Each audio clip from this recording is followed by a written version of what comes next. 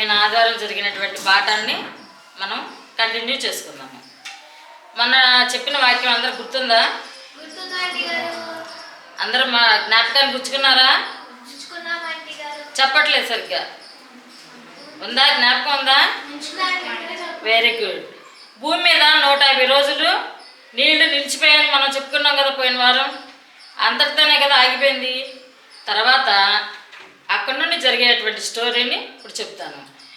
దేవుడు ఏం చేశాడంటే ఓడలో ఉన్నటువంటి నోవాహుని, అతని బిడ్డల్ని, జంతువుల్ని, పక్షుల్ని జ్ఞాపకం చేసుకున్నాడంట. దేవుడు ఏం చేశాడు? ఓడలో ఉన్నటువంటి ఎవరెవరిని జ్ఞాపకం చేసుకున్నాడు?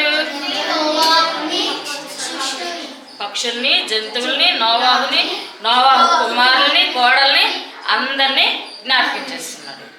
చేసుకున్న తర్వాత అయితే దేవుడు ఏం చేశాడంటే ఆకాశపు తూములు వచ్చి ప్రచండమైన వర్షం కురిసిందని మనం చెప్పుకున్నాం కదా. దేవుడు ఆకాశపు తూముల్ని అలాగా మూసేశాడు. ప్రచండ వర్షము ఆగిపోయింది.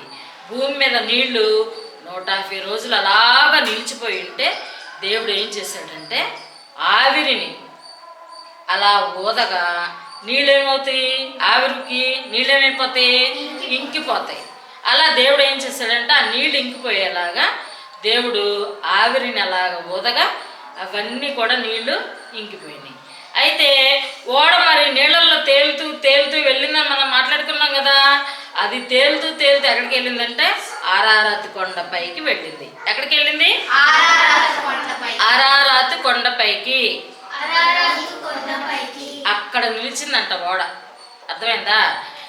నీటిలో ప్రయాణం చేస్తూ చేస్తూ అది అట్లా తేలుకుంటూ తేలుకుంటూ తేలుకుంటూ వెళ్ళి ఆరారతి కొండపైన ఆగింది. అంటే అన్ని పర్వతాలు అన్నీ క్లోజ్ అయిపోయినాయి మనం చెప్పుకున్నాం కదా. మరి అలాంటి పరిస్థితుల్లో అన్నీ మూసుకుపోయినాయి, అన్నీ మునిగిపోయినాయి. ఆ యొక్క ప్రపంచం మొత్తం కొట్టుకొని పోయిందని మనం మాట్లాడుకున్నాము. అయితే ఓడ వెళ్ళి ఆరారతి కొండ మీద ఆగింది. నోవాహు నీళ్లు భూమి మీద ఉన్నాయా లేవా అని తను పరిశీలించడానికి ఏం చేశాడంటే ఫస్ట్ ఒక కాగిని పంపించాడు. ఎవరిని పంపించాడు? కాకిని పంపిస్తే ఆ కాకి ఏం చేసింది? నీళ్ళు ఎక్కడైనా లేకుండా ఉన్నాయేమోనని చెప్పేసి తిరిగే పనిలో ఉంది. అది భూమి మీద అటు ఇటు తిరిగింది కానీ తిరిగి మళ్ళీ ఓడలోనికి రాలేదు. తర్వాత నోవాహు ఏం చేశాడంటే నల్లటి పావురాన్ని పంపించాడు. దేని పంపించాడు? ఆ నల్లటి పావురం వెళ్ళిన తర్వాత అది ఏం చేసిందంటే భూమి మీద ఆ పావురం నిలబడటానికి ప్లేస్ ఎక్కడ లేకపోయేసరికి అదేం చేసింది? అన్ని చోట్ల తిరిగి తిరిగి మళ్ళీ ఏం చేసింది? ఓడ దగ్గరికి వస్తే నోవాహు ఓడ కిటికీలో నుండి చెయ్యలా పెట్టి ఆ పావురాన్ని తీసుకున్నాడు.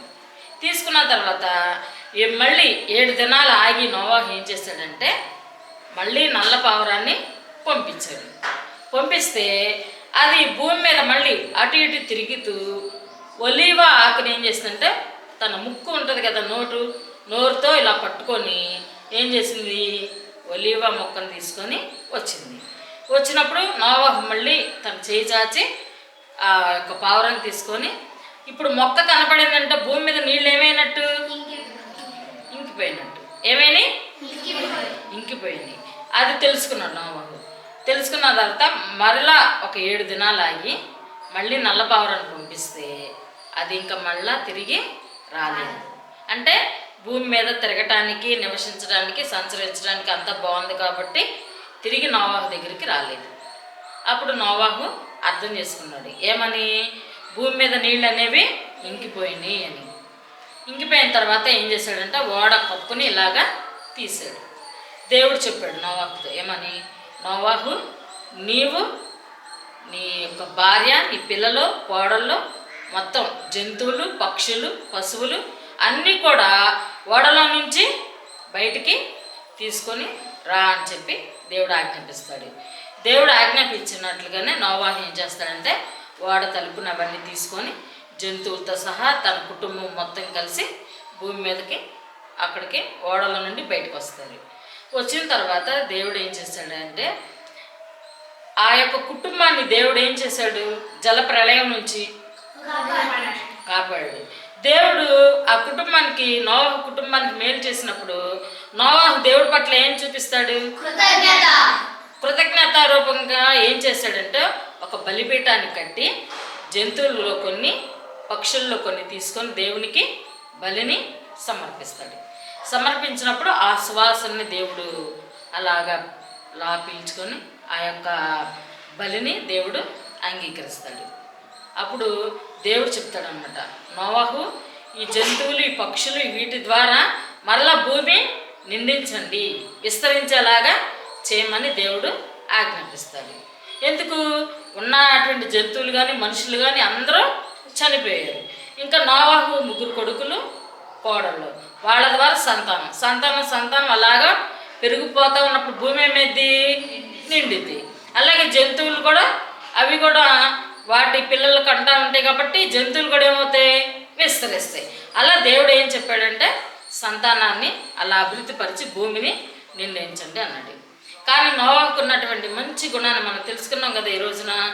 తన కుటుంబం అంత ఆ యొక్క ప్రపంచంలో నోవాహు నివసించినటువంటి ప్రాంతంలో అందరూ చెడిపోయినప్పటికీ తాను సపరేట్గా జీవించి దేవుడు చిత్తానుసారంగా జీవించినటువంటి నోవాహు కుటుంబాన్ని దేవుడు ఏం చేశాడు? జలప్రళయం నుండి కాపాడాడా? కాపాడలేదా? సకల జనులు ఎలా జీవిస్తున్నారో అలా జీవించటానికి నోవాహు తన బిడ్డల్ని అలాగా నడిపించాడా? ఖండించుంటాడా లేదా? వాళ్ళకి బుద్ధి చెప్పుంటాడా లేదా?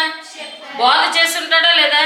నానా మనం ఇలాంటి పనులు చేయకూడదు, అన్ని జనులు ప్రవర్తించినట్లు మనము ప్రవర్తించకూడదు, ఇతరుల్లో వ్యవహరించిన తీరులో మన కుటుంబం ఉండకూడదు, మనము దేవుని పిల్లలం, సపరేట్ మనం. కాబట్టి మనం ఎలా జీవించాలి? దేవునికి, ఆయన కుమారులకు తగ్గినట్టు స్థాయిలో మనము జీవించాలి. లోకంతో కలిసి మనము జీవించినట్లయితే మనం ఏమైపోతాం? లోకంతో పాటు.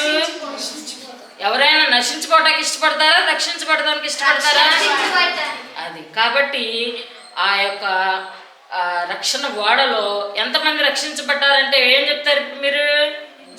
ఈ ఓడలో ఎంతమంది రక్షించబడ్డారు? ముందు మనుషుల సంగతి చెప్పండి. మొత్తం ఎంతమంది? గట్టిగా చెప్పండి. అది కూడా లెక్కలు వేసుకోవాల్సి వస్తుంది. నోవాహు భార్య, అతని కుమారులు, కోడలు, మొత్తం కలిపితే ఎంతమంది? 8 మంది. జంతువులు మనం లెక్కించలేం కదా, జతలుగా మన ఓడలోనికి దేవుడు పంపించమన్నాడు. జంతువుల గురించి కాదు అనేది, మనుషులు దేవుని స్వరూపంలో పోలికలో సృష్టించబడింది. జంతువుల మనుషులా? కాబట్టి ఓడలో ఎంతమంది రక్షించబడ్డారంటే ఏం చెప్పాలి మనం? అది విషయం. 8 మంది రక్షించబడ్డారు. చూడండి ఎంత గొప్ప మేలు చేశాడు దేవుడు. దేవుడి బిడ్డలో దేవుని చిత్తానుసారంగా జీవిస్తే ఆ ప్రజలను దేవుడు ఎప్పుడైనా కాచి కాపాడతాడు. ఇప్పుడు లోకంలోనికి భయంకరమైనటువంటి పరిస్థితులు వస్తున్నాయి. మన ఫ్రెండ్స్ ఇంట్లో పార్టీలు చేసుకుంటే వాళ్ళు మనల్ని ఆహ్వానిస్తే మనం కూడా ఏం చేయాలి? ఆ పార్టీలకి వెళ్ళాలి అనిపిస్తుంది. మీ వయసు అలాంటిది కాబట్టి మీరు అలా మమ్మల్ని, అమ్మ మా ఫ్రెండ్స్ పిలిచారు, మేము వాళ్ళు సెలబ్రేట్ చేసుకుంటారంట, మేము వెళ్తామమ్మా అంటారు. ఒకసారి అడుగుతారు వద్దు అంటాం, 2 సార్లు అడుగుతారు వద్దు అంటాం, 3ఓసారి కూడా అలా విసిగించినప్పుడు తల్లిదండ్రులు ఏం చేస్తారు? మంచి తల్లిదండ్రులు అయితే ఏం చేస్తారు చెప్పండి? దబ్బేస్తారు. ఎందుకు? తమ పిల్లలు పాడైపోకుండా ఉండినట్లు. మీరేమో సండే స్కూల్కి వచ్చి దేవుడి వాక్యాలు నేర్చుకుంటూ దేవుని బోధలో శిక్షణలో ఉన్నటువంటి మిమ్మల్ని మేము స్వేచ్ఛగా లోక సంస్కృతిలో పెరిగే పిల్లలతో సహవాసం చేయడానికి ఒక 2 గంటలు 3 గంటలు మేము పంపించామనుకోండి, స్పాంజ్ లాంటి మీ మనసు మంచిని నేర్చుకుంటుందా చెడు నేర్చుకుంటుందా? చెడుని నేర్చుకుంటుంది. మీకు నచ్చినా నచ్చకపోయినా తల్లిదండ్రులు వద్దు ఆ ప్రదేశానికి వెళ్ళొద్దు అంటే అది దేవుడే తల్లిదండ్రుల ద్వారా పలికిస్తున్నాడని నమ్మండి. అది వద్దు అంటే అది మీ మేల, మీ క్షేమమా కాదా? మీ క్షేమమే కదా. నోవాహు తన పిల్లల్ని అలాగా ఏం చేశాడు? తన బిడ్డల క్షేమాన్ని కోరుకొని వారిని దేవుని బోధలో పెంచాడు. కాబట్టి ఓడలో 8 మంది రక్షించబడ్డారు. దేవుడు చెప్పాడు, ఈ నరుల వలన భూమిని ఇంకెప్పుడు నేను శపించను అన్నాడు. ఎవరి వలన? చూడండి, నరులు చేసిన పాపానికి ఏం శపించబడింది?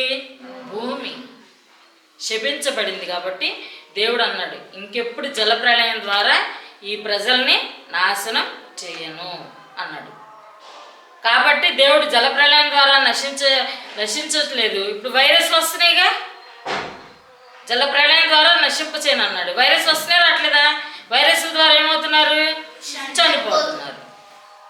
ఏ కాలం మీద అయినా సరే దేవుని పిల్లలు ఎక్కడ అయినా సరే పవిత్రంగా, భక్తిగా, విశ్వాసంగా జీవించినట్లయితే ఏ వైరస్లు వచ్చినా మనల్ని ఏమీ చేయవు.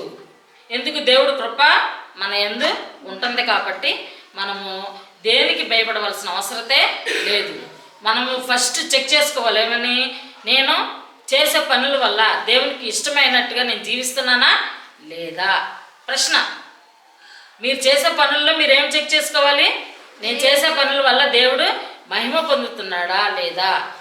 నా తల్లిదండ్రులు గౌరవం తెస్తున్నానా లేదా అని మీరందరూ ప్రశ్నించుకోవాలి. కాబట్టి దేవుడు అన్నాడు, ఇంకెప్పుడు ఈ ప్రజల వల్ల భూమిని నేను శపించను. ఎందుకు? నరుల హృదయాలోచనలు బాల్యం నుంచే చెడ్డవి అన్నాడు దేవుడు. ఎప్పుడు? బాల్యం నుంచే చెడ్డవి. కాబట్టి ఇంకెప్పుడు ఈ ప్రజల్ని నేను నశింపచేయను అన్నాడు. కాబట్టి నోవాహుని, అతని కుటుంబాన్ని కాపాడిన దేవునికి నోవాహు కృతజ్ఞతారూపంగా బలిని అర్పించాడు. ఆ బలిని దేవుడు అంగీకరించాడు. కాబట్టి మనం కూడా ఏం చేయాలి? దేవుడు మన జీవితాల్లో మేలు చేసినప్పుడు మనం జ్ఞాపకం చేసుకోవాలి. దేవుని పట్ల కృతజ్ఞతలు చూపటానికి ఆయా భక్తులు ప్రతి విషయంలోనూ దేవునికి కృతజ్ఞతలు చూపించారు. మనం కూడా ఏం చేయాలి? కృతజ్ఞతలు చూపించాలి. కాబట్టి మీరు అలా జీవించాలని కోరుకుంటూ ఈ యొక్క క్లాసులో చెప్పినట్టు అంశాలని మళ్ళీ ఇంటికి వెళ్ళిన తర్వాత ఒకసారి మననం చేసుకోవాలని కోరుకుంటూ అందరికి వందనాలు.